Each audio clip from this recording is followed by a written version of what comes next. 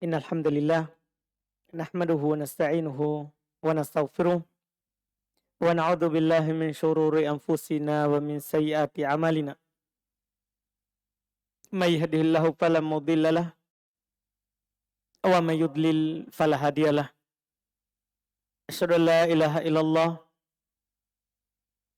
wahdahu la syarikalah wa asyhadu anna Muhammadan abduhu wa rasuluh sallallahu alaihi wa ala alihi wa ashabihi wa man tabi'ahum bi ihsan ila yaumiddin, amma ba'd. Ikhwan wal akhwat rahimani wa rahimakumullah. Alhamdulillah, kembali kita melanjutkan kajian fikih dengan membaca kitab Ghayatul Ikhtisar matan Abu Syuja, fikih praktis dalam madhab al-Imam Syafi'i rahimahullah, yang ditulis oleh Al-Qadhi Abu Syuja Ahmad ibn Husain al-Asfahani rahimahullahu ta'ala. Kita masih di pembahasan kitabun nikah, yaitu hukum seputar talak. Kita sudah sebutkan pada pembahasan terakhir bahwa talak itu ada beberapa jenis, ada talak sunnah, ada talak bid'ah, dan ada talak tidak dikatakan sunnah dan tidak dikatakan bid'ah. Dan kita sudah katakan itu sisi penamaan saja, karena bukan maksudnya sunnah orang mentalak atau bid'ah orang mentalak. Tapi para ulama telah berjalan di atas istilah itu. Ketika ada seorang yang mentalak istrinya dalam keadaan dia haid atau dalam keadaan dia suci tapi dia sudah datangi, maka itu dibilang talak bid'ah. Tapi kalau dia mentalak istrinya saat dia suci dan belum dia datangi, maka itu dibilang talak sunnah. Adapun bukan dari kedua keadaan itu, maka disebut dengan talak yang tidak disebut sunnah, tidak juga disebut apa? Bid'ah. Kemudian beliau lebih jauh lagi terkait dengan talak, beliau berkata, wa yamliku al-hurru salasa tatliqat. Orang yang merdeka, yaitu bukan budak, dia memiliki 3 kali talak. 3 kali talak. Wal abdu tatliqataini. Sementara kalau budak hanya memiliki 2 talak. Jadi tidak ada talak 3 kalau budak. Budak itu cuma talak 2. Nah, karena budak tidak ada sekarang, tentunya kita hanya membicarakan yang merdeka. Yaitu kita semua dan kaum muslimin sekarang semuanya adalah merdeka. Tidak sebagai budak. Maka kita kalau berbicara hukum talak, maka dia punya 3 talak. Karena Allah Subhanahu wa taala berfirman dalam Al-Qur'an, at-talaqu marratan. Tolak itu ada 2. Terus mana 3-nya? Itu setelahnya, fa imsakun ya bi apa? Bima'rufin au tasrihun bi ihsan. Itu talak 3.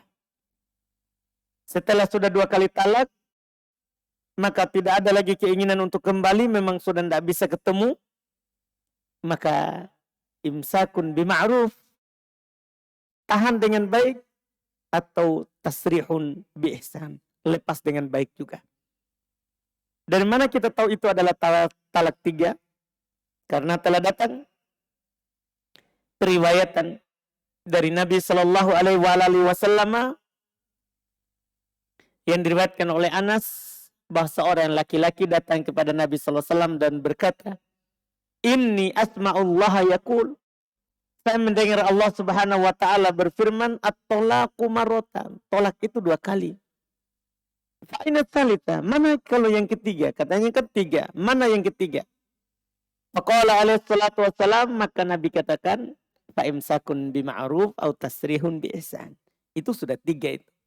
Kalau sudah 1 enggak juga rujuk, kemudian 2 tidak juga rujuk, maka setelahnya kan sisa talak 3. Talak 3 ini ya seorang mau lepas atau mau biarkan, mau tetap bersama.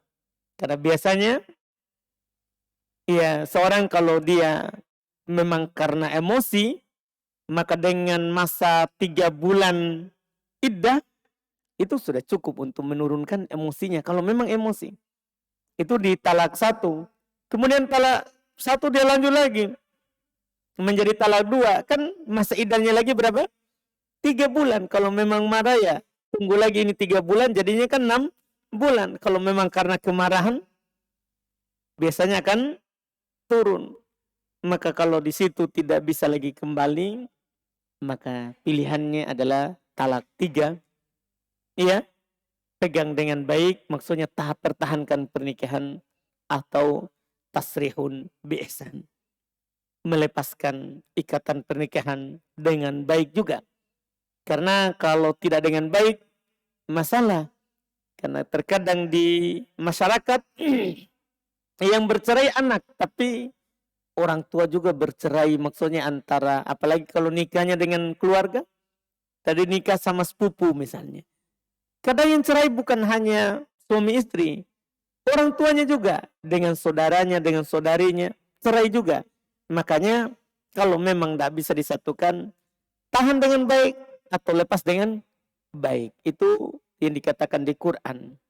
Dikatakan di Quran, demikian pula dikatakan dalam hadis Nabi Sallallahu Alaihi Wasallam.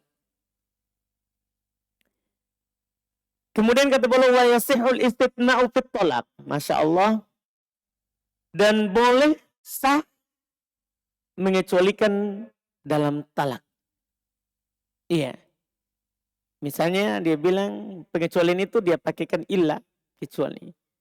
Kamu saya talak kecuali kamu baik misalnya. Sah. Iya. Sah dia katakan itu. Iya. Itu namanya dia perkecualikan. Atau dia bilang, kamu saya talak 3, kecuali 1. Berarti 2 saja. Karena dia kecualikan 1. Paham kan? Kamu saya talak 3, kecuali 1. Berarti sisa berapa? 2. Sisa 2. Paham ini? Atau bisa dikatakan sisa 1. Iya. Atau dia bilang, kamu saya tidak talak, kecuali 1 kali. Berarti masuk juga talak 1. Masuk talak 1. Itu namanya dia kecualikan. Sah. Karena pengecualian itu adalah dibolehkan. Walaupun ulama usul berselisih. Ya. Apakah kalau dia kecualikan seluruhnya sah atau tidak? Pengecualiannya. Misalnya dia bilang, saya talak 3, kamu kecuali 3. Ini sah talak atau bagaimana? Itu para ulama usul berselisih. Ada mengatakan, ya di sini tidak sah pengecualiannya. Malah jadi jatuh talak 3. Jatuh talak 3. Sebagaimana kalau ada orang bilang, ya bagi si fulan terhadap saya 10.000, kecuali 10.000. Untuk si fulan dari saya akan kasih hadiah 10.000, kecuali 10.000. Ulama usul bilang jatuh, wajib dia kasih 10.000. Wajib dia kasih 10.000 karena ini bermain-main tentang haknya orang. Tentang haknya orang. Ini dibicarakan di usul. Tapi kalau dia kecualikan sedikit, tentunya tidak ada perselisihan akan sahnya. Kalau dia kecualikan sedikit, kamu saya talak 3, kecuali 1, berarti dia kecualikan 1. Kalau ini tidak ada perselisihan sah dia talaknya. Jadi sah talak walaupun dia dengan mengecualikan. Sah talaknya. Ini yang disebutkan oleh beliau rahimahullahu ta'ala. Kemudian wa yasihhu ta'liquhu bis sifati wasyarti. Ini berikutnya lagi. Sah juga talak yang digantung dengan sifat atau digantung dengan syarat. Digantung dengan sifat itu, dia bilang, saya talak kamu jika kamu bersifat demikian. Dia sebutkan sifatnya. Nah, kapan dia bersifat dengan sifat itu, langsung jatuh talak. Langsung jatuh talak. Karena sah talak dengan digantung, di statusnya gantung dengan sifat. Atau digantung dengan syarat. Mereka bilang, contohnya adalah, kalau kamu masuk rumah si fulan, maka kamu ditalak. Ini namanya digantung dengan syarat. Iya. Atau dia bilang, kalau kamu keluar rumah, maka kamu saya talak. Ini namanya digantung dengan apa? Syarat. Kalau dia tidak keluar, maka tidak jatuh talak. Tapi kalau dia keluar, jatuh talak. Ini namanya talak yang digantung dengan apa? Syarat. Dan bentuknya kata para ulama, ini sangat banyak sekali kalau menggantung dengan syarat seperti ini. Sangat banyak bentuknya. Di antaranya ada contoh ya yang mereka sebutkan, in akal tihada zabib fa anti tolik misalnya. Kalau kamu makan minyak ini ya jenis dari makanan, kamu talak. Iya. Misalnya ada yang mengatakan pada istrinya, kalau kamu makan coto, kamu talak. Sudah kapan dia makan coto? Talak. Iya. Talak. Ini bentuk dari namanya talak dengan apa? Syarat. Talak dengan syarat. Demikian pula di antara ya contoh lain lagi ya yang mereka sebutkan, bahkan yang pernah terjadi adalah lawaku hajar fiddar wa illam takbirni ka anti tolik.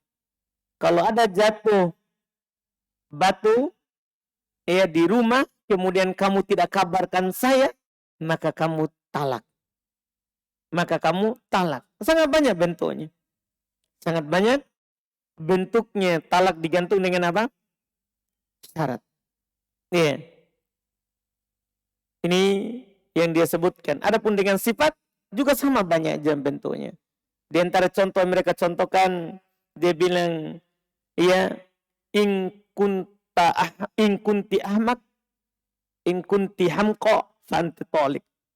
Kalau kamu bodoh, maka kamu ditalak.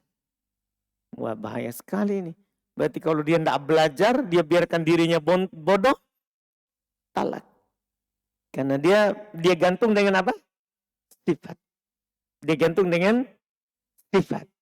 Ini yang disebutkan sifat. Dan banyak lagi, yang penting sifatnya. Yang penting apa? Sifat. Iya. Ini yang disebutkan.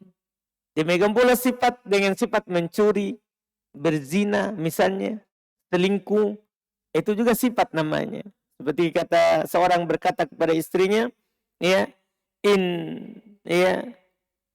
sarokti fa anti tolik. Jika engkau mencuri, kamu talak. Otomatis begitu.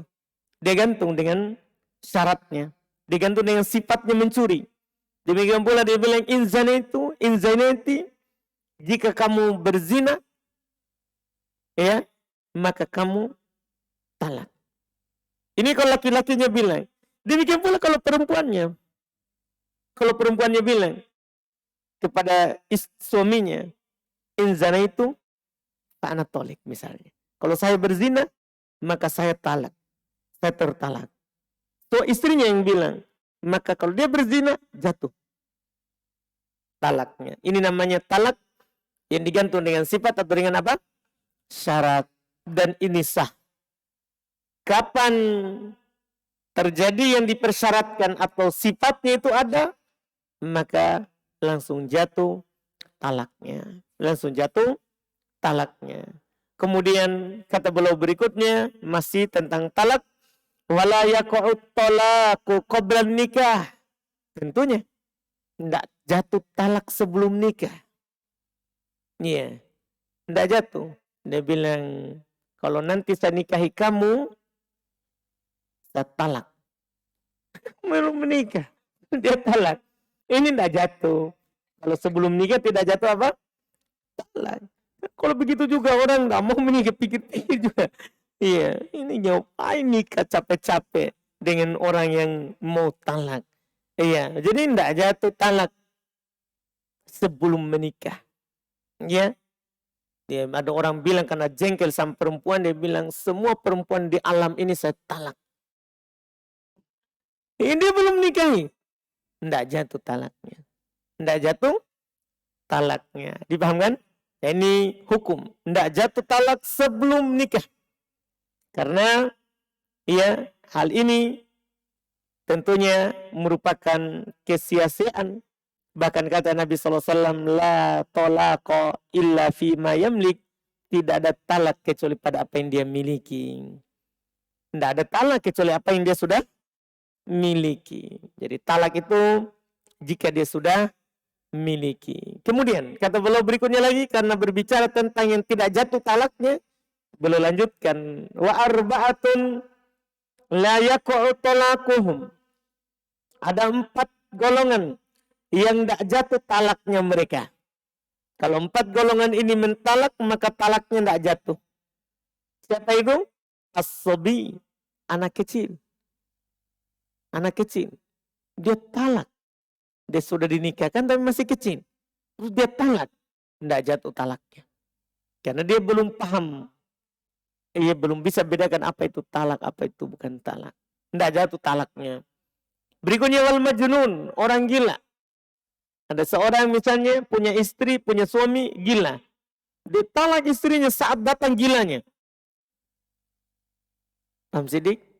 Saat datang gilanya. Artinya ada orang itu gilanya datang-datangan begitu. Ya, kadang gila, kadang sadar. Atau tadinya orangnya normal, setelah itu stres, dipecat dari pekerjaannya, akhirnya gila. Gila. Kemudian talak istri saat dia gila. Tidak jatuh talaknya. Tidak jatuh talaknya. Kemudian yang ketiga, wan naim. Orang lagi tidur. Tidur malam-malam, tiba-tiba dia ngigo, dia istrinya di samping. Kamu saya talak. Istrinya masih tidur, masih bangun. Gimana itu?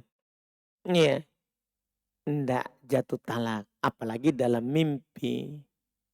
Nah, karena ada orang pernah kasusnya, dia bermimpi, dia talak istrinya, talak 3. Dia tanya apakah jatuh talaknya? Tidak. Karena orang yang tidur tidak jatuh talaknya. Orang yang tidur tidak jatuh talaknya. Ini yang ketiga. Yang keempat adalah wal mukrah, yang dipaksa. Tidak jatuh juga talaknya. Ada seorang diancam, dipaksa oleh orang lain. Kamu harus talak istrimu, kalau tidak. Paham kan? Diancam. Dipaksa untuk mentalak istrinya. Maka tidak jatuh talak di sini. Tidak jatuh talak. Kata Nabi SAW, rufi al-qalam an salat, diangkat pena catatan dosa itu dari 3. Anin na'im hatta yastaikib, dari orang yang tidur sampai dia terbangun. Wa anis sobi hatta yahtalim, dari anak kecil sampai dia mimpi basah, itu sampai balik. Wa anil majnun hatta ya'akil, dari orang gila sampai dia apa? Sampai dia berakal. Ini 3. Adapun yang keempat, hadis juga dari Nabi SAW, wudi'an ummatil khata' wa nisyan wa mastukrihu alaih, digugurkan dosa dari umatku kalau dia lakukan karena khata', salah tidak sengaja. Ya deh, salah tidak sengaja. Wa nisyan, salah tidak sengaja itu dia lempar temannya dengan pulpen, batu kecil, ternyata mati. Kata Allah takdirnya. Orang kan tidak tahu matinya itu karena apa. Tapi kalau dia lempar dengan alat berat, tidak ada dibilang, tidak sengaja kak. Oh itu kan alat berat. Dia pakai lempar. Kalau itu sibul amd, mirip sengaja. Itu dihukumi sengaja. Tapi ada orang, dia lempar temannya, kata para ulama, dengan batu kecil. Atau dia dengan pulpennya dia lempar. Mati. Paham kan? Nah, ini diletakkan kesalahan di situ. Iya, ya kan? Diletakkan Kesalahannya di situ. Demikian pula nisyan, pelupa, itu diletakkan kesalahannya. Makanya dalam bab puasa, kalau ada orang makan karena lupa, itu dia lanjutkan puasanya. Dilanjutkan puasanya. Yang penting jangan dia lanjutkan makannya saat dia ingat. Karena masalah orang kalau ingat terlanjur. Nah, itu jadi batal. Itu yang kedua. Yang ketiga, yang menjadi poin kita. Wa mastukrihu alaih. Dan apa yang mereka dipaksa atasnya. Jadi ini dibebaskan dari dosa. Artinya kalau masalah talak berarti tidak jatuh talaknya. Tidak jatuh apa? Talaknya. Inilah 4 golongan yang tidak jatuh talaknya. Jika dia mentalak.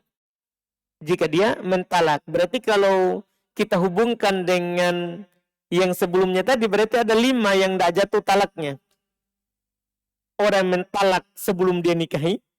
Orang mentalak saat dia masih kecil, belum balik. Orang mentalak saat dia gila. Orang mentalak saat dia tidur. Orang mentalak saat dia dipaksa. Ini tidak jatuh talaknya. Ini tidak jatuh talaknya. Dan diikutkan oleh para ulama satu lagi supaya langsung genap yang tidak disebutkan oleh penulis adalah al-muskir atau as-sukron, orang yang sedang mabuk. Orang yang sedang mabuk. Ini juga tidak jatuh talaknya dikarenakan ya orang yang mabuk itu sama dengan orang gila atau orang tidur. Dikarenakan apa? Hilang akalnya. Hilang akalnya. Jadi kalau ada orang mabuk mentalak, itu tidak jatuh talaknya. Itu tidak jatuh talaknya. Karena dihukumi sama dengan orang yang hilang akal. Sama dengan orang yang hilang akal. Ini untuk kelengkapan dari orang-orang yang tidak jatuh talaknya. Kemudian berikutnya, sekarang akan dibicarakan lebih jauh lagi itu talak. Ya, apakah boleh rujuk kembali atau tidak? Ini sekarang. Tadi kan berbicara tentang talaknya. Sekarang kalau sudah ditalak, talak 1, talak 2, talak 3, berapa iddahnya dan bisa nggak dia rujuk atau tidak? Kata beliau faslun pasal. Wa idza talaqa imra'atahu wahidatan witnatain. Jika ada seorang suami mentalak istrinya 1 kali atau 2 kali. Kata beliau falahu muraja'atuha malam tanqadi iddatuha. Masya Allah. Maka boleh baginya untuk rujuk dengan istrinya itu selama tidak putus iddahnya. Selama tidak putus iddahnya. Ini masih talak 1, talak 2 ya. Boleh dia langsung rujuk tanpa akad nikah. Tanpa akad apa? Nikah. Dia talak 1 istrinya.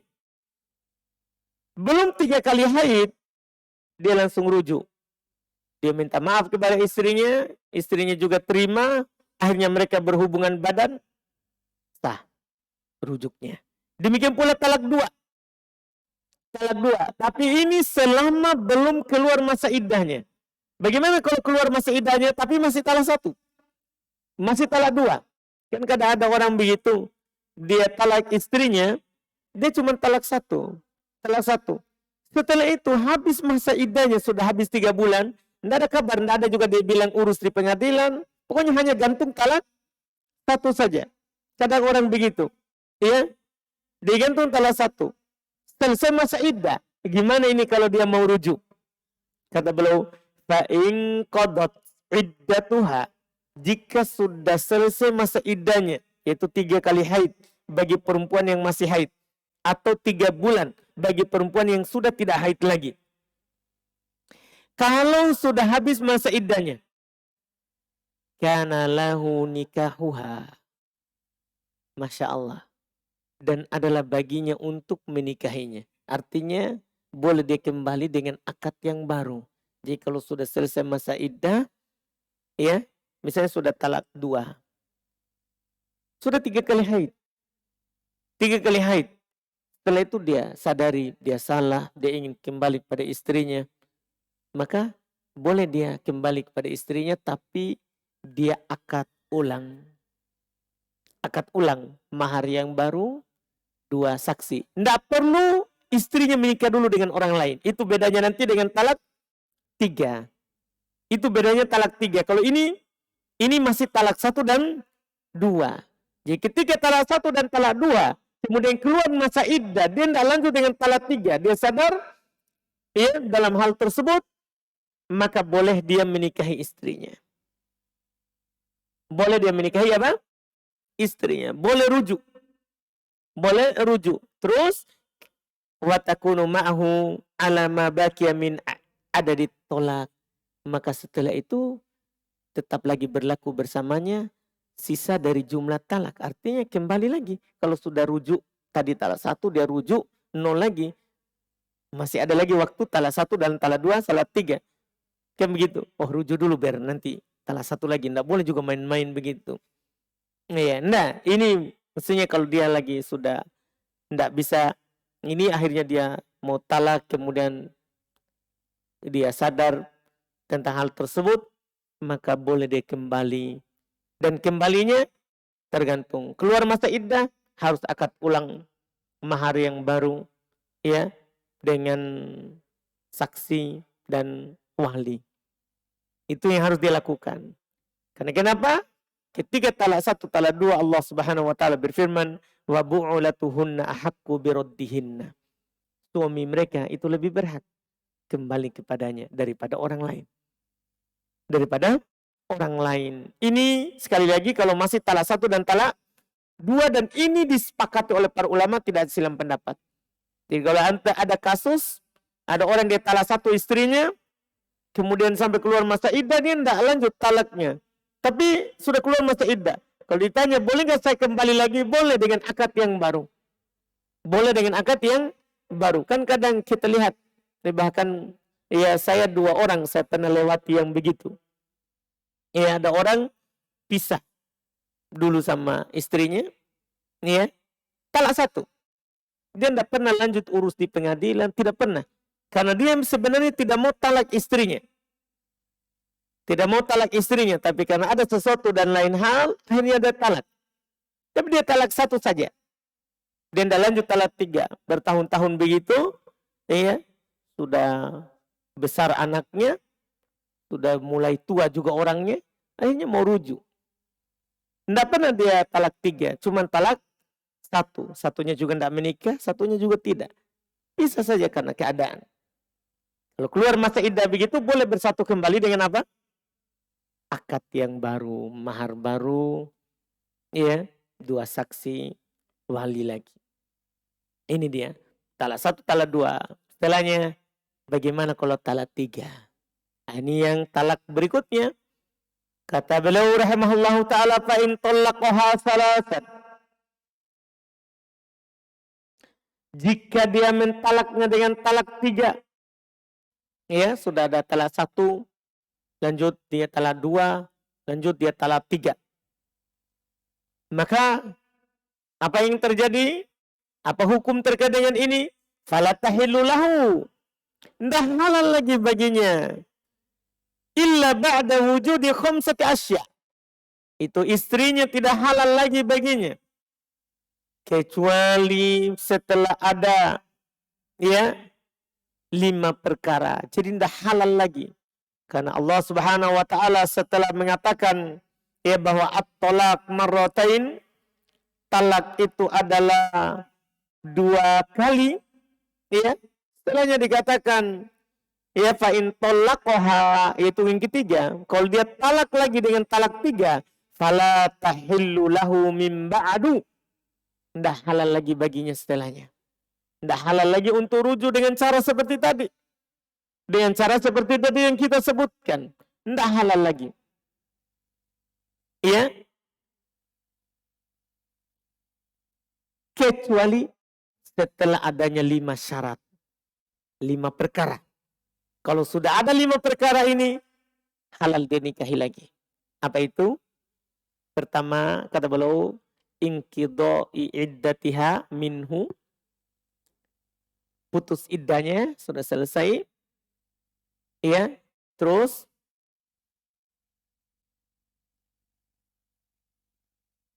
wa tazawwujiha bigoirihi. Jadi tidak halal lagi baginya untuknya kecuali adanya 5 perkara. Tidak halal lagi setelahnya, ya, setelah adanya 5 perkara. Beliau bilang setelah adanya 5 perkara. Tidak halal lagi. Beliau bilang setelah selesai masa iddahnya. Maka setelah itu tidak halal lagi. Berarti kita bisa pahami, kalau dia tiba-tiba sadar, sudah talak 3, tapi belum keluar masa iddah, masih halal. Masih bisa rujuk. Dipahami ini kan? Jadi ini tidak halal lagi setelah ada 5 perkara. Tidak halal lagi setelah ada 5 perkara. Apa itu? Habis masa iddah, itu pertama. Maka tidak halal lagi. Iya. Setelah itu, atau dia menikah, perempuan itu menikah dengan orang lain. 2. Wadukhuliha biha. 3. Suaminya itu sudah berhubungan badan dengan suami barunya. Sudah berhubungan badan lagi dengannya. Langkidoi iddatiha. Terus diceraikan dan keluar juga masa iddahnya. Wa bainunatiha minhu. Dan memang juga sudah talak 3 dengan suami barunya. Ya paling singkatnya adalah tidak halal lagi setelah keluar masa iddah, ya, dan dia menikah dengan orang lain dan ditalak, diceraikan lagi dengan talak 3 orang itu halal setelahnya dia nikahi. Halal setelahnya dia nikahi. Adapun hanya menikah tapi dia tidak datangi, tidak halal juga walaupun dia ceraikan. Karena Nabi Sallallahu Alaihi Wasallam mengatakan, ya, hatta taduki usailatahu wa yaduqa usailatak, sampai dia merasakan madumu dan kamu merasakan madunya. Paham kan? Artinya sampai dia berhubungan badan. Karena nikah ini bukan nikah yang mau diakal-akali. Karena ada sebagian dia akali. Supaya saya bisa nikah lagi sama istriku, tolong kamu akad saja ya. Hati-hati jangan kau masuk. Nah ini tidak boleh. Sampai dia masuk. Sampai mereka berhubungan badan. Sampai mereka berhubungan badan dan qadarullah cerai. Maka halal setelahnya apa? Dinikahi. Dengan akad yang baru, mahar yang baru, 2 saksi. 2 saksi. Itu yang diperhatikan terkait dengan orangnya. Ya. Talak 3. Ya, talak 3. Kemudian setelahnya belum menambahkan masalah seorang yang bersumpah untuk tidak mendatangi istrinya. Nah, ini masalah juga. Ini tidak talak, tapi dia apa? Bersumpah. Dia tidak mentalak istrinya, tapi dia apa? Bersumpah untuk tidak mendatangi istrinya. Apakah ada iddahnya atau apa hukum seputar orang yang melakukan ini? Orang yang melakukan ila. Kata beliau faslun, idza halafa, jika seorang suami halafa bersumpah alla yata'a zaujatah mutlaqan, untuk tidak mendatangi istrinya secara mutlak, ya, atau muddatan, atau dia bersumpah untuk tidak mendatangi istrinya diikat dengan waktu tazidu ala arba'ati ashur, ya, yang melebihi, ya, 4 bulan, melebihi 4 bulan, bahwa mulin, maka kata beliau orang ini dianggap sebagai orang yang melakukan apa? Ila. Masuk dalam hukum orang yang melakukan ila, ya, melakukan ila. Ila itu adalah bersumpah. Ini disebut dengan hukum orang bersumpah untuk tidak mendatangi, ya, istrinya. Orang yang seperti ini ada hukum yang terkait dengannya. Ada hukum yang terkait dengannya. Apa hukum yang terkait dengannya? Ya, orang seperti ini disebutkan di Quran, ya, firman Allah Subhanahu wa taala, lilladzina yu'luna min nisaihim tarabbusu arba'ati ashhur fa in fa'u fa innallaha ghafurur rahim. Bagi orang-orang yang mengila istrinya, yaitu memberikan bersumpah untuk tidak mendatangi istrinya, maka kata Allah, dia diberikan tangguh 4 bulan lamanya. Kemudian setelah itu jika mereka kembali kepada istrinya, maka Allah mengampuni apa yang mereka lakukan itu. Ya, sudah bersumpah dan dia diberikan waktu untuk berpikir selama 4 bulan. Jadi tidak 3 bulan, tapi 4 bulan. Kalau ada orang bersumpah, saya tidak akan mendatangi kamu, maksudnya menggaulinya, maka dia diberikan waktu sampai berapa? 4 bulan lamanya. Setelah itu kalau dia mau kembali ke istrinya, maka Allah mengampuni hal tersebut. Kata beliau rahimahullah ta'ala, wa yu'ajjalu laha in sa'alat arba'at ashur. Masya Allah. Boleh diakhirkan istrinya itu kalau dia bertanya 4 bulan. 4 bulan. Setelah itu apa yang dia lakukan? Kan boleh sampai 4 bulan. Tsumma yukhayyar baina takfir wa tolak. Setelah itu dia diberikan pilihan. Antara bayar kafarah sumpah atau dia lanjutkan talak. Karena tidak boleh orang meninggalkan istrinya selama itu. Ya kan? Dia bersumpah. Maka setelah 4 bulan, 2 pilihan. Kamu batalkan sumpahmu dengan cara bayar kafarah sumpah, atau kamu talak istrimu. Karena ini nanti masuk dalam perempuan yang digantung statusnya jadinya. Tidak juga didatangi, tidak juga diceraikan. Maka ini dianggap suami yang tidak bagus pergaulannya dengan istrinya. Maka setelah 4 bulan, dia diberikan pilihan. Kamu bayar kafarah sumpah. Kalau kamu mau kembali dengan istrimu, harus bayar kafarah sumpah. Karena kamu sudah bersumpah, sekarang kamu mau batalkan. Kafarahnya apa? Bebaskan budak kalau mampu, dan ini sulit di masa sekarang. Atau kasih makan 10 orang miskin. Atau kasih pakaian 10 orang miskin. Atau kalau tidak, puasa 3 hari berturut-turut. Ini namanya kafarah apa? Sumpah. Kalau tidak, talak. Iya, dia talak istrinya. Kalau dia tidak mau, fa in imtana, talaqa alaihil qadi. Kalau tidak mau, maka pengadilan yang memproses talaknya, KUA. KUA yang proses talaknya. Karena ini membahayakan perempuan. Membahayakan perempuan. Karena kalau dia gantung statusnya dengan sumpah seperti itu, maka istrinya tidak bisa menikah. Istrinya tidak bisa apa? Menikah. Karena tidak ada talak. Nah, ini nanti membuat ya perempuan itu ya terlantar. Bagi seorang yang melakukannya, dia berdosa. Karena dia telantarkan yang menjadi tanggungannya. Makanya Al-Qadhi punya hak.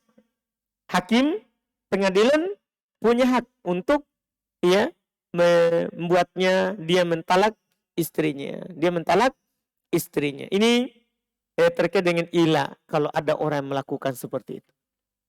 Iya, terkait dengan ila. Ila ini beda lagi dengan yang sudah pernah kita bahas. Ya, bagi istrinya yang durhaka, yang tidak taat. Itu kan sudah ada 3 langkah sebelumnya. Dinasihati, kalau tidak maka dijauhi dari tempat tidur. Itu bukan karena ila. Bukan, karena itu dianya durhaka. Ya, atau ketiga kalinya dipukul. Ya, untuk mendidiknya. Kalau ini memang dia bersumpah untuk tidak mendatangi istrinya. Untuk tidak mendatangi istrinya. Ini masalah ila, namanya ila. Kemudian berikutnya masalah dihar. Insya Allah kita ambil di pertemuan akan datang. Masalah dihar. Dihar juga ini masuk di hukum talak. masuk di hukum talak. Kita cukupkan dulu, alhamdulillah. Nanti masa iddah kita akan ulang lagi pembicaraannya di belakang. Masa iddah itu 3 kali haid kita belum fokuskan tadi. Gimana itu masa iddah. Karena nanti akan dibicarakan iddahnya orang ditinggal mati. Demikian pula iddahnya orang yang ditinggal cerai. Nanti kita akan bahas lebih dalam lagi tentang masa iddah itu. InsyaAllah ta'ala. Kita adzan dulu, baru kita lihat tanya jawab.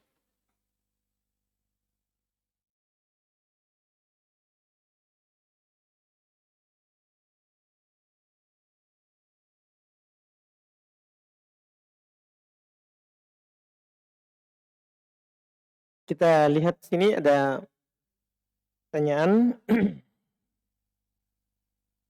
Apa hukumnya jika setiap ada masalah sedikit selalu dituangkan di status? Iya. Itu bukan sifat orang terbaik, bukan sifat orang baik. Setiap ada masalah status, bukan sifat yang baik. Karena sifat yang baik itu adalah dia mengadukan masalahnya kepada Allah. Lihat Nabi Yakub alaihissalatu wassalam ketika diuji oleh Allah Subhanahu wa taala, apa yang dia katakan? Qala innama ashku bathi wa huzni ilallah. Dia berkata, ujiannya sangat banyak. Kita sekarang jarang sekali ujian yang mungkin seperti itu, seperti Nabi Yakub. Iya. Tapi dia hanya mengatakan, sungguh tiada lain, saya hanya mengeluhkan. Saya hanya mengeluhkan, mengadukan basi kesusahanku. Wahuzni kesedihanku ilallah, kepada Allah. Ini sifatnya orang baik. Sifatnya orang baik itu hanya mengeluhkan dan mengadukan sedih, susahnya itu kepada Allah saja. Iya, hanya kepada Allah saja. Itu cirinya. Dan Nabi SAW juga begitu, beliau contohkan. Nabi kalau dapat nikmat, beliau bilang alhamdulillah. Iya, binikmatihi tatimmus sholihat. Kalau dapat juga tidak nikmat, beliau juga bilang alhamdulillah ala kulli hal. Beliau hanya kepada Allah saja. Hanya kepada Allah saja. Kemudian berikutnya, bolehkah saya olahraga jalan santai? Dan saya kalau olahraga selalu ditemani suami saya. Karena saya disuruh dokter harus selalu olahraga jalan santai. Bagaimana itu Ustaz? Dan kalau suami saya izinkan termasuk dayuth atau tidak? Tidak, boleh orang berolahraga. Ya, yang penting aman dari fitnah. Jangankan jalan santai, lari pun boleh. Nabi berlomba lari dengan istrinya. Bukan lagi jalan Nabi, berlomba lari. Dan dinukil 2 kali. Beliau ajak istrinya berlomba lari. Berlomba lari. Bahkan Nabi melihat orang berolahraga di masjid, laki-laki. Dia biarkan Aisyah untuk menonton. Untuk menonton. Dihalangi. Ya, supaya tidak kelihatan. Supaya tidak kelihatan istrinya. Tidak apa-apa, orang boleh. Yang penting aman dari fitnah. Aman dari fitnah. Ya, tidak masalah. Seorang berjalan santai, berlari. Boleh. Dan suami bukan suami dayus. Karena istri juga butuh olahraga.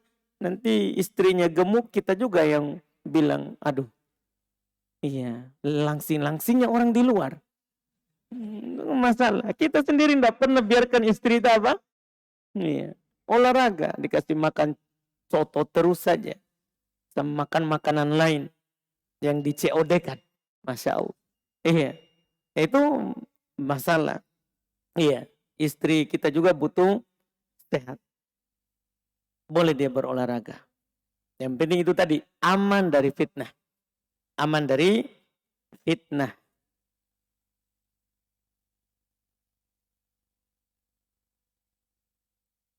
Kemudian berikutnya, kami berencana membuka usaha warung kopi.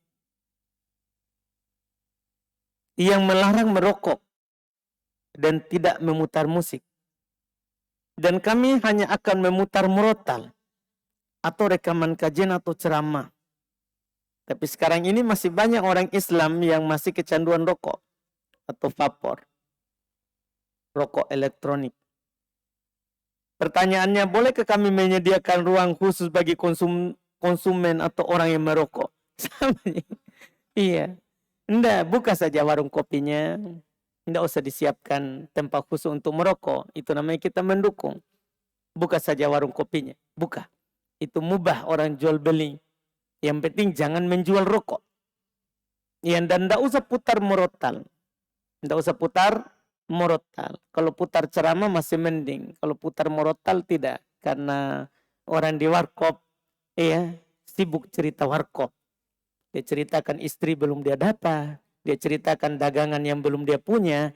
Macam-macam. Cerita warkop. Jadi tidak dengar Quran. Quran itu diputar untuk didengar. Quran itu diputar untuk didengar. Artinya jamaah warkop harus semua duduk diam. Mendengarkan murotal. Iya. Jangan siksa orang. Karena harus mendengar Quran. Iya. Harus mendengar Quran. Tidak usah buka saja tokonya. Menjual kopi itu mubah. Masalah nanti ternyata ada konsumennya merokok, itu urusannya. Itu adalah urusannya dia sendiri. Ya, kita sudah tidak menyiapkan rokoknya, itu sudah bagus. Itu wallahu alam. Adapun menyiapkan ruangan khusus itu namanya memang kita bolehkan merokok.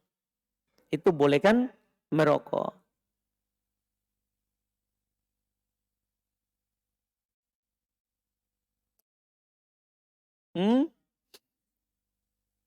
Ya kalau itu jangan. Jadi ada tambahan di sini dia bilang, bagaimana kalau buka warung kopinya sampai larut malam? Jangan.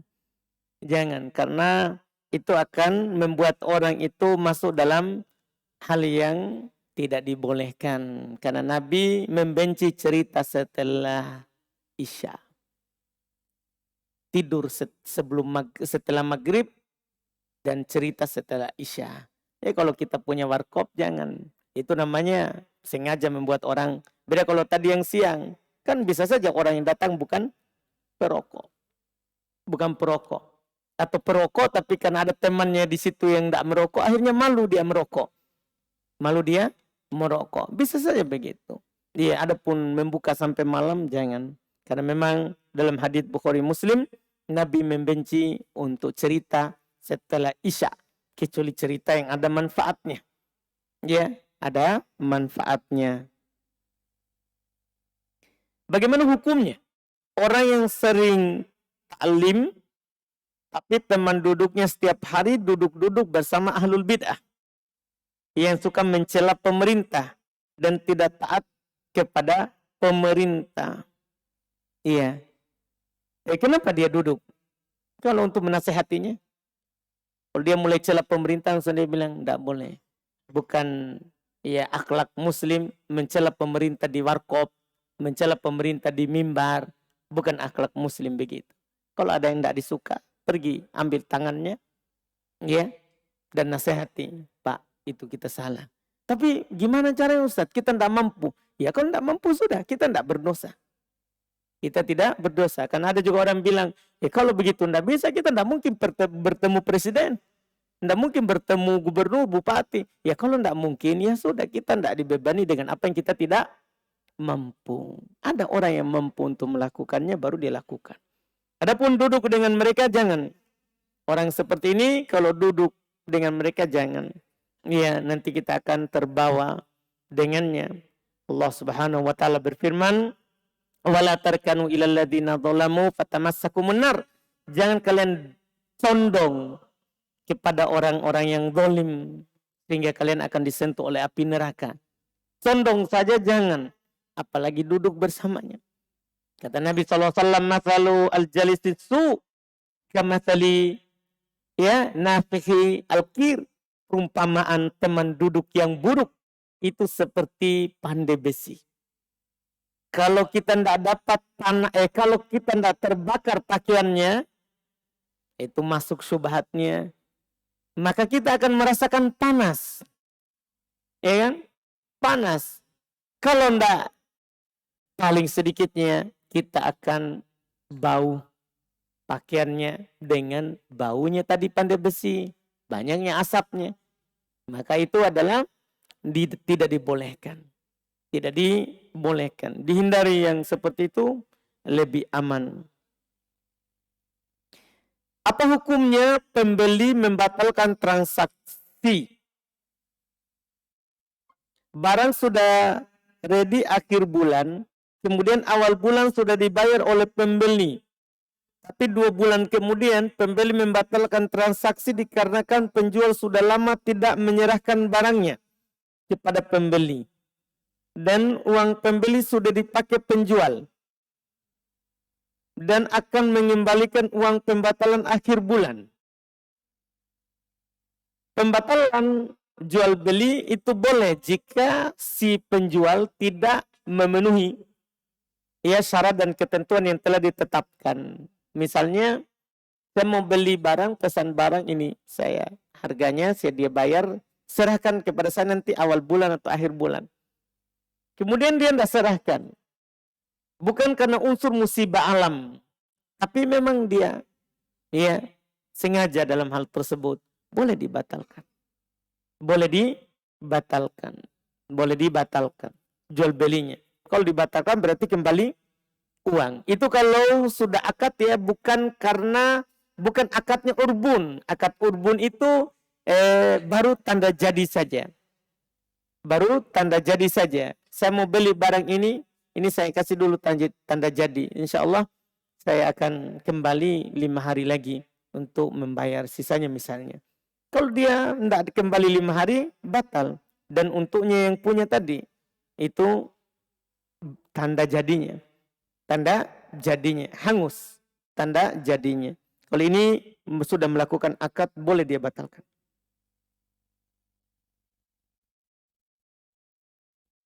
Apakah saudara sesusuan bapak, sepupu bapak, dalam kurungnya sepupu bapak, saudara susuan bapak, dalam kurung sepupu bapak, saudara susuan bukan sepupu, nah, saudara susuan, saudara, kenapa dibilang sepupu? Coba dulu. Itu mahram anak Ustadz, istilahnya berarti terkait dengan dia. Berarti tadi bukan sepupu bilang saja saudara susuan. Tidak usah kasih dalam kurung apa? Sepupu. Karena saudara susuan, jangan ke sepupu. Orang lain saja kalau dia satu susuan, mahram. Jadi tidak ada lagi bilang sepupu atau bukan. Iya. Yang penting saudara sepersusuan. Itu mahram anak Ustadz. Dan sejauh mana batasan anak kepada mereka yang laki-laki? Apaan? Iya. Saudara sepersusuannya bapak, mahramnya kita. Karena apa? Kan saudaranya bapak, mahramnya kita. Iya kan? Saudara kandung, mahramnya bapak, mahramnya kita sebagai anak. Demikian pula saudaranya ibu, mahramnya juga kita. Dan sepersusuan, apa yang diharamkan dengan sepersusuan, sama hukumnya dengan diharamkan apa? Nasab. Sama hukumnya. Berarti juga mahramnya kita. Kalau batasannya sama dengan batasan kita dengan mahram. Sama batasan kita dengan mahram. Sama.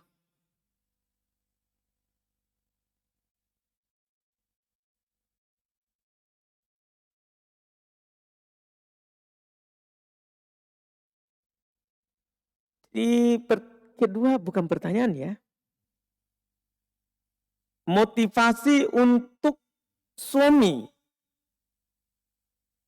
Jangan tersinggung ya. Siapa yang ada di sini. Niat bagus. Istri kasih motivasi suaminya. Motivasi untuk suami. Agar jangan mau dilombai dalam belajar makhrajul huruf. Atau tajwid terhadap istrinya. Masya Allah. Mantap ini istri itu ini. Masya Allah. Iya. Istri yang bagus ini. Penyejuk mata. Iya. Motivasinya Allah Subhanahu wa Ta'ala berfirman. Wasari'u ila magfiratim min rabbikum wa jannah. Bersegeralah kepada pengampunan dari Rabb kalian dan surga. Juga Allah berfirman, fastabiqul khairat, berlomba-lombalah dalam kebaikan. Belajar itu kalau kita berlomba-lomba padanya, berarti kita berlomba-lomba ke surga. Berlomba-lomba kepada pengampunan Allah. Karena kalau kita belajar, maka seluruh yang ada di bumi ini akan memintakan ampun untuk kita dan juga di langit. Berarti belajar itu adalah supaya kita berlomba-lomba kepada pengampunan dan kita berlomba-lomba ke surga. Terus itu ayat pertama. Yang ayat kedua, fastabiqul khairat, berlomba-lombalah dalam kebaikan. Ya, itu belajar kebaikan, tidak diragukan itu. Maka kita harus berlomba-lomba. Terakhir, Nabi SAW bersabda, badiru bil a'mali fitanan. Bersegeralah dalam beramal sebelum datangnya nanti ujian dan cobaan. Mumpung sekarang kita punya istri bagus, ya, dia meminta kita untuk dikasih motivasi untuk belajar, langsung kita sambut. Kan nanti tidak tahu kita. Nanti istri tak punya anak. Kita mau pergi belajar, anak tanah. Susah itu. Iya. Kita mau bergerak sedikit, anak tak pak. Susah. Nah, itu makanya kata Nabi, bersegera. Bersegeralah dalam kebaikan. Banyak lagi ayat, banyak lagi hadits, tapi ini tempatnya bukan di sini. Ini butuh ceramah satu judul. Iya, alhamdulillah. Bagaimana hukumnya perempuan sholat di belakang wanita haid? Tapi ada sutronya ji Ustaz. Baik. Perempuan di belakangnya sholat di belakang wanita haid. Berarti dia jadi sutranya ya. Dia jadi pembatas sholatnya juga. Apalagi ada pembatasnya. Tidak ada masalah. Tidak masalah kalau perempuan haid itu duduk menjadi sutra. Nabi SAW jadikan sutra istrinya. Nabi sholat jadikan sutra apa? Istrinya. Iya. Bahkan pernah suatu ketika istrinya dia tidur mengulurkan kakinya.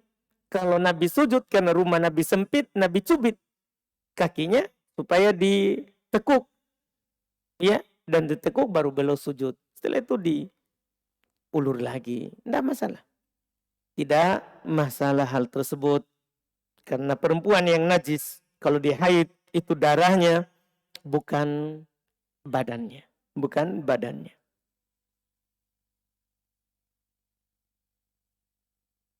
Ustaz, bagaimana hukumnya makmum yang tidak ikut sujud sahwi karena merasa cukup rakaatnya? Misalnya, misal 4 rakaat. Enggak, salah kalau seperti itu. Walaupun kita cukup rakaatnya, tapi kan kita wajib ikut imam. Inna maju ilal imam ili utama bi. Imam itu dijadikan supaya diikuti. Kata Nabi diantaranya, idza sajada fasjudu. Kalau dia sujud, maka sujudlah. Walaupun kita tidak salah. Walaupun kita cukup rakaatnya, kita tidak salah dalam sholat. Tapi kita dalam sholat berjamaah, ada hubungan kita dengan siapa? Dengan imam. Dengan imam. Wallahualam. Bagaimana saat kita sholat, lalu tiba-tiba kita lupa hafalan Al-Quran? Apakah langsung ruku saja atau ganti surah Ustaz? Boleh ganti surah, boleh langsung ruku saja. Kalau selain Al-Fatihah. Kalau selain Al-Fatihah. Boleh kita langsung ruku saja. Dan boleh kita ganti surat. Boleh. Tidak masalah.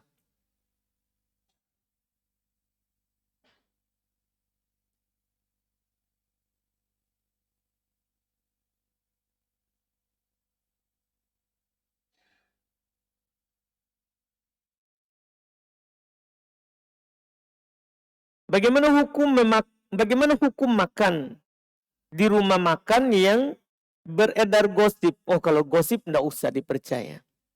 Ya, enggak usah kita lanjutkan. Ya, kalau hanya sekedar beredar gosip, jangan dipercaya gosip. Ya, jangan dipercaya gosip. Kecuali kita punya bukti nyata, baru kita percaya. Saya punya kucing jantan. Pertanyaan? Apaan Ustadz? Pertanyaan melenceng dari pembahasan. Alhamdulillah dari tadi melenceng semua. Saya punya kucing jantan. Tapi di sini jantang. Oh berarti orang Makassar ini. Iya, alhamdulillah. Alhamdulillah. Sekarang umur kawin. Sudah 2 kali pinjamkan betina, tapi tidak mau kawin-kawin. Waduh, kita yang stres ya, kenapa kucing tanda kawin-kawin? Tapi tidak mau kawin-kawin yang dengan betina tersebut. Apa bisa saya sterilkan gitu ya kucing jantan tersebut dari hewan? Apa ini sterilkan? Oh, steril itu kebiri. Kenapa kita tidak bilang saja kebiri? Oh, baik. Bukan kita. Baik. Baik, disterilkan maksudnya dikebiri. Baik. Kucing jantan tersebut dari hewan. Bagaimana hukumnya, Ustaz? Iya. Kalau hanya punya jantan, ya nggak usah bawakan betina. Nggak usah dikebiri. Nggak usah dikebiri. Iya kan? Kan dia nggak mau kawin. Nggak usah bawakan betina. Kan kita punya jantan. Iya kan? Ngapain repot kita kebiri? Harus dibelah biji pelernya, dikeluarkan. Kan begitu kebiri. Ya jangan. Kalau memang dia nggak mau kawin, alhamdulillah. Kita nggak perlu repot kebiri.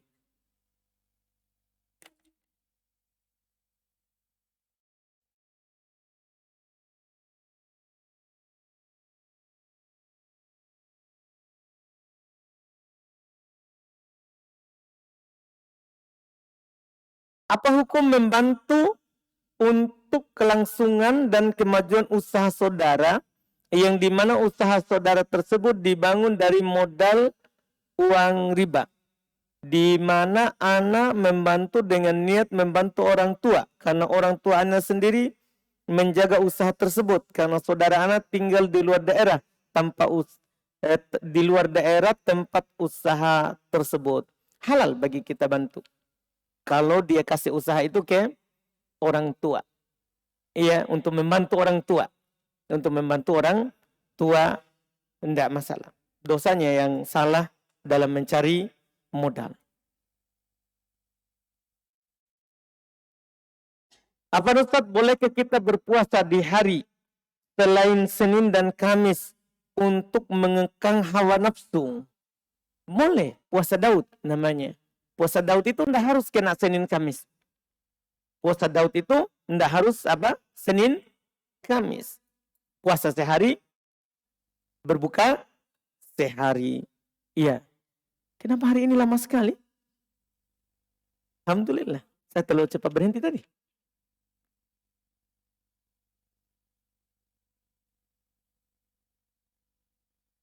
Apa Ustaz? Untuk seorang pegawai pemerintah yang sering diberi hidangan makanan, makan dan minum, serta oleh-oleh saat berdinas ke masyarakat, dan ada uang jalan dari pemerintah. Kami sudah sering menolak, tapi memang ini sering terjadi, yang merupakan adat timur orang Indonesia.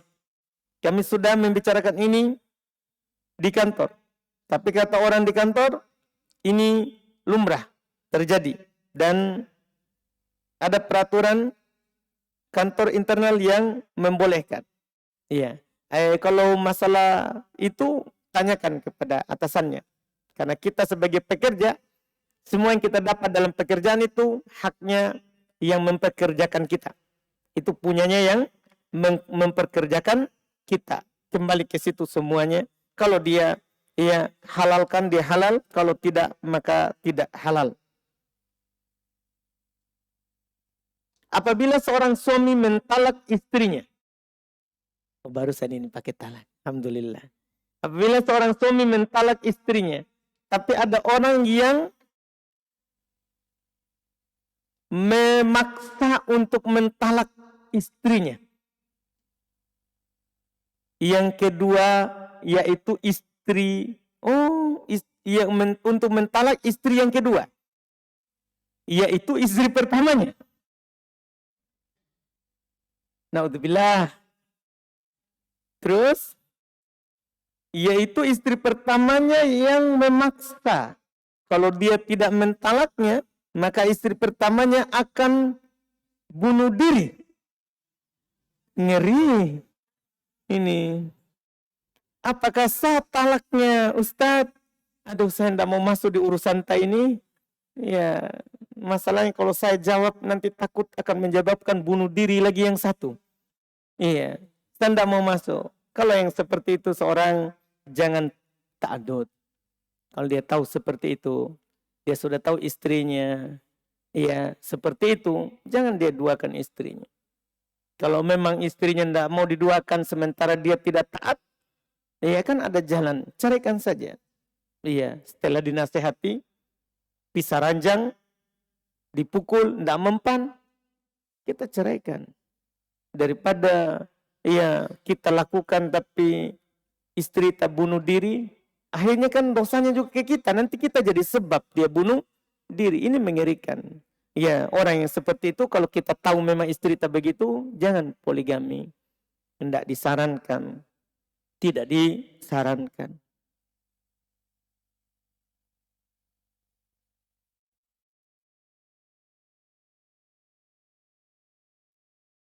Ustaz, mohon tanya. Ini tadi yang tanya tentang talak, dia dapat hadiah. Siapa itu yang tanya? Oh, perempuan. Siapa tadi? Akhwat. Karena saya bahagia dengan pertanyaan talak hari ini. Karena pembahasan talak. Hanya satu pertanyaan tentang talak. Mana tadi? Ini dikasih hadiah. Nanti. Cari dulu itu. Hilang ya? Nggak jadi mungkin hadiah. Iya. Kenapa hilang? Yang mana tadi? Walaupun pertanyaannya mengerikan. Mana tadi? Masya Allah.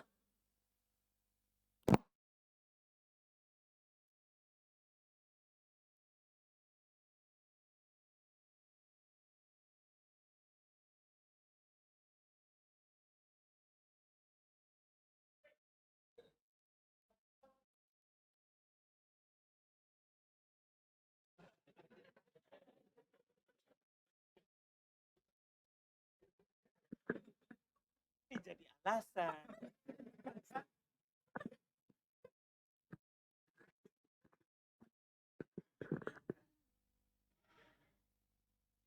Baik. Ya. Mana tadi pertanyaannya itu ya? Cari sebentar ya. Ini dapat. Saya ada buku baru itu. Darah wanita ya. Nanti disertakan dengan pertanyaannya tadi. Kalau di akhwat berarti kasih maju di atas. Mana Khairin? Nah, saudara. Masuk di pintu di dapur. Cari sebentar pertanyaannya. Biar dia kenali tulisannya. Baik. Alhamdulillah. Kemudian berikutnya tadi. Sini ada pertanyaan. Ini terakhir insya Allah. Kita tutup dengannya. Oh ini ada dua ya. Dua terakhir. Bagaimana cara menghilangkan sifat rasis? Seperti perkataan memang begitu orang Makassar. Iya. Masya Allah. Iya. Alhamdulillah. Jangan seperti itu. Alhamdulillah. Itu masuk dalam mencela suku. Kelompok dan golongan. Itu perkara jahiliyah. Itu perkara jahiliyah. Saling mencela suku, golongan. Itu dijauhi dalam Islam. Dijauhi dalam Islam. Iya, tidak boleh. Karena suku, golongan, itu untuk saling mengenal saja. Saling mengenal saja. Kalau kita lihat orang Makassar begitu, oh, kalau ada begitu, oh Makassar. Untuk mengenal, bukan untuk mencelanya. Iya, untuk mengenalnya, bukan untuk mencelanya. Iya. Dan yang paling mulia itu yang bertakwa. Walaupun mungkin orang ucapannya kasar. Tapi hatinya bisa saja lebih baik daripada kita. Sebaliknya ada orang lembut terus.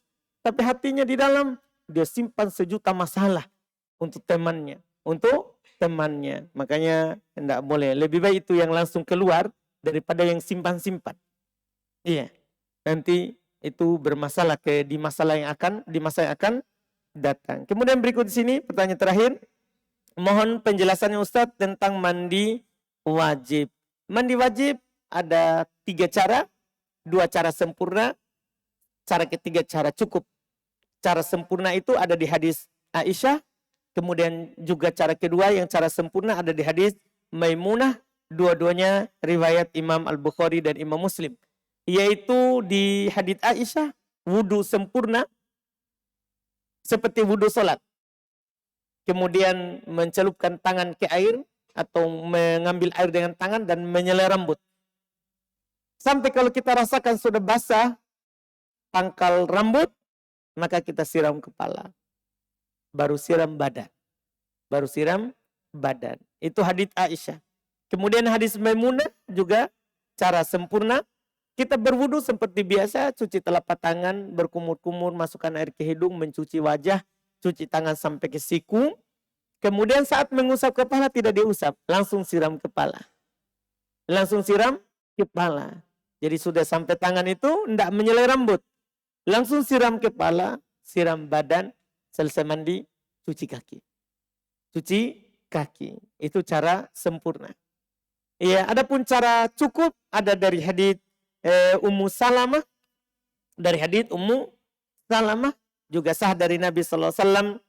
Dia bertanya, "Saya ya Rasulullah perempuan yang lebat rambutnya.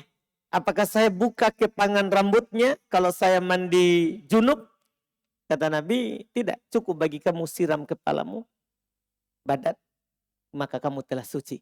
Jadi sampai tidak buka kepangan rambut. Tidak buka ikatan rambut. Langsung siram kepala, siram badan tanpa wudu. Di awal tanpa wudu, di awal. Maka ini sudah dianggap apa? Ya, suci. Ini 3 cara mandi junub. 3 cara mandi junub. Itu juga dalam masalah 3 cara mandi suci dari haid.